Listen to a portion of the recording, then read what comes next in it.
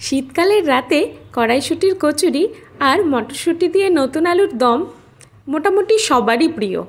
এই লিস্ট থেকে আমিও কিন্তু বাদ নই। তাই জিভের স্বাদ পূরণ করতে সেই দিন বানিয়েছিলাম কড়াইশুঁটির কচুরি আর আলুর দম। এই দুটোই কিন্তু একদম সম্পূর্ণ নিরামিষ করে করেছিলাম।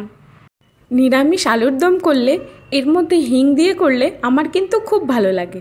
তোমরাও একবার ট্রাই করে দেখতে পারো, আর আশা করি অবশ্যই ভালো লাগবে। প্রথমে তার জন্য আমি নতুন আলুগুলোকে বড় বড় করে কেটে নিয়ে লবণ আর হলুদ দিয়ে তেলে ভেজে নিয়েছি। তারপর তেলে গোটা জিরে, শুকনো লঙ্কা, তেজপাতা আর হিং ফোড়ন দিয়ে একটা বড় টমেটো কুচি দিয়ে দিয়েছিলাম। ওটাকে ভালো করে ভেজে নিয়ে তার মধ্যে দিয়ে দিয়েছিলাম রঙের জন্য কাশ্মীরি লঙ্কার গুঁড়ো। একটু কষে নিয়ে তার মধ্যে দিয়ে দিয়েছিলাম আদা আর জিরে বাটা। এটা কিন্তু আমি একদম মিহি করে করিনি, একটুখানি দানা দানা রেখেছিলাম। এটাই কিন্তু খেতে বেশি ভালো লাগে। তারপর তার মধ্যে দিয়ে দিয়েছিলাম একটুখানি ধনে গুঁড়ো আর ঝালের জন্য লঙ্কার গুঁড়ো। তারপর লবণ আর হলুদ দিয়ে কষিয়ে নিয়ে তার মধ্যে দিয়ে দিয়েছিলাম মটরশুঁটি।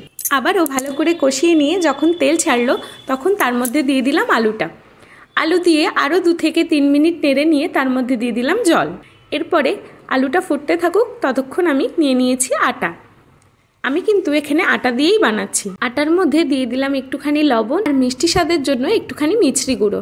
তোমরা এখানে চিনির ব্যবহারও করতে পারো, আর ময়ামের জন্য যদি ঘি ব্যবহার করো তবে কিন্তু সেটা খেতে আরও বেশি ভালো হয়। এরপর জল দিয়ে মেখে আটাটাকে আমি একটু রেস্টে রেখে দিচ্ছি। তারপরে আমি তৈরি করে নিচ্ছি পুরটা। আলুর দমের জন্য যে আদা আর জিরে বাটাটা করেছিলাম তার মধ্যে একটু আদা জিরে রেখে দিয়েছিলাম, সেটা দিয়ে আর 2টো কাঁচা লঙ্কা আর মটরশুঁটিগুলো দিয়ে ভালো করে এটাকে পেস্ট করে নিয়েছি। তারপরে তার মধ্যেই দিয়ে দিয়েছি লবণ হলুদ। এইবার কড়াইতে সামান্য একটু তেল দিয়ে তার মধ্যে গোটা জিরে আর হিং ফোড়ন দিয়ে ওই পেস্টটা দিয়ে দিলাম। 2-4 মিনিট নাড়তে নাড়তে দেখবে এটা শুকনো হয়ে আসবে। তখন হালকা একটু মিষ্টি দিয়ে নেড়েচেড়ে নামিয়ে রাখলেই হবে। খুব বেশিক্ষণ লাগে না এটা করতে। 5 থেকে 7 মিনিটের মধ্যেই পুরটা কিন্তু রেডি হয়ে যায়। তোমরা চাইলে এখানে বেসনও অ্যাড করতে পারো, আমি করিনি। এইবার আটাটা রেস্টে রেখে দিয়েছিলাম, দেখো কি সুন্দর নরম হয়ে ফুলেছে। এখানে একটা ছোট্ট টিপস, এইভাবে আটাটা বাইরের থেকে ভেতরের দিকে নিয়ে ভালো করে মেখে নেবে, তবে মাখাটা কিন্তু আরও বেশি সুন্দর হয়। তার জন্য লুচিগুলো আরও বেশি ফোলে। এইবারে এগুলো থেকে লেচি কেটে নিচ্ছি।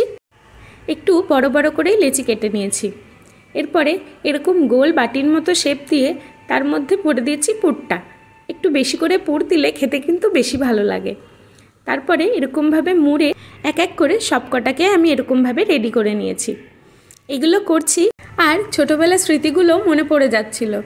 ছোটোবেলায় আমরা সবাই মিলে এই কচুরি আর আলুর দম দিয়ে কত পিকনিক করেছি শীতকালে। তোমরাও কি ছোটোবেলায় এমন পিকনিক করলে অবশ্যই কমেন্ট করে জানাবে।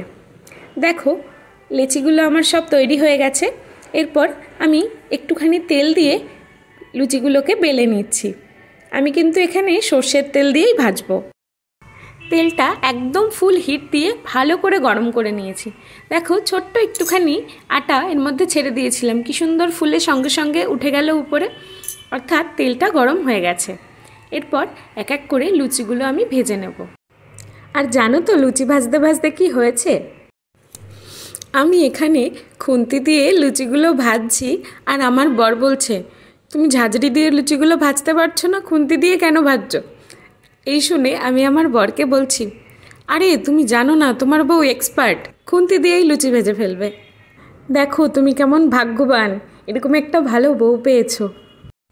আমার বর আমাকে সুন্দর একটা রিয়াকশন দিয়ে তখন ঘরে চলে গেল।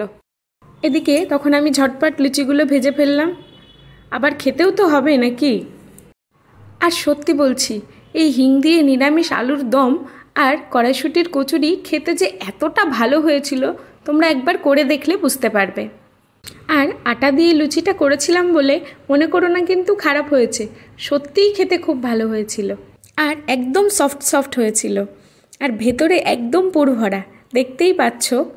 আজকের রান্নাটা তোমাদের কেমন লাগলো অবশ্যই জানিও, আর একবার অবশ্যই করে খেও। আজকের মতো টাটা, দেখা হবে পরের কোনো ভিডিওতে। ততক্ষণ পর্যন্ত ভালো থেকো, সুস্থ থেকো।